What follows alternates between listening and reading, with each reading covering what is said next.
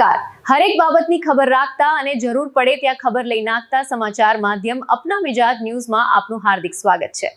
ઝઘડિયા જીઆઈડીસીની metropolitical chemical private limited company જ્યાં 23મી તારીખના રોજ એમની બેદરકારીના લીધે આગ લાગી, 16 જેટલા કર્મચારીઓ ગંભીર રીતે દાઝી ગયા. એમાં 2 કર્મચારીઓના હમણાં મૃત્યુ થયા અને એમના પીડિત પરિવારોની સાથે અમે કંપની પર એમના કહેવા પ્રમાણે અમે ગયા અને કંપનીને કીધું કે ભાઈ આમને માનવતાની રીતે આપણે મદદરૂપ બનવાનું છે, એમની પોલિસી કે એમની કોઈ પણ વ્યવસ્થા આપણે કરી આપવાની છે.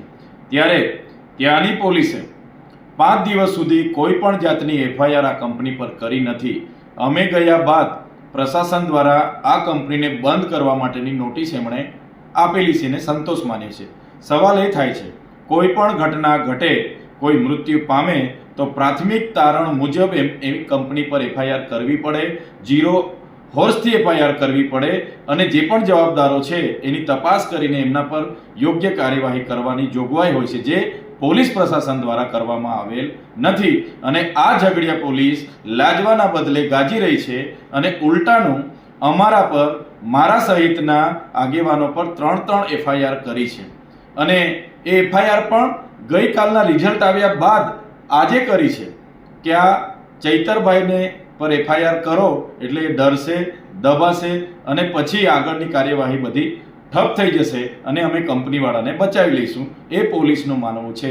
ત્યારે અમે પોલીસના એ અધિકારીઓને કહેવા માંગીએ છીએ, તમારી આવી ખોટી એફઆઈઆરોથી, તમારી જેલોથી અમે ડરવાવાળા લોકો નથી. અમે આ અગાઉ પણ ત્યાંના અંકલેશ્વર, પાનોલી, દહેજ, ઝઘડિયા, વાલિયા તમામ કામદારો માટે અમે લડ્યા છે, આજે પણ લડીએ છીએ અને ભવિષ્યમાં પણ અમે લડીશું અને લડતા રહીશું. અને જનતા ખૂબ સારી રીતે જાણે છે, જાગૃત છે, તમામ કામદારોને પણ ખબર છે કે આમાં શું ઘટના ઘટી છે. ત્યારે જ્યારે પણ અમારે જેલમાં જવાનું થશે ત્યારે આજે એકલા ચૈતર વસાવા નથી, આજે બધા જ હજારો ચૈતર વસાવા અહીંયા ઊભા થયેલા છે. હજારો ચૈતર વસાવા જેલમાં બેસવા માટે તૈયાર છે અને અમે આવનારા દિવસોમાં તમામ કામદારોને પણ અપીલ કરીશું અને જ્યારે પણ અમારે જેલમાં જવું પડશે પૂરી તૈયારી સાથે જેલમાં જઈશું, જેલ પણ બેઠીશું, પણ અમારું કામ જે કામદારોને ન્યાય આપવાનું છે એ ન્યાય અમે આપીને રહીશું.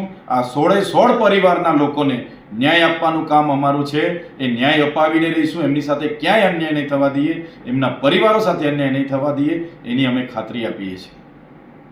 નમસ્કાર. આ હતી આજની મહત્વપૂર્ણ ખબર. આવા જ તાજા, મહત્વના અને સચોટ સમાચાર મેળવવા માટે અપના મિજાજ ન્યૂઝ ચેનલને હમણાં જ લાઈક, શેર અને સબસ્ક્રાઇબ કરો. સંજય જાની, અપના મિજાજ ન્યૂઝ, અમદાવાદ.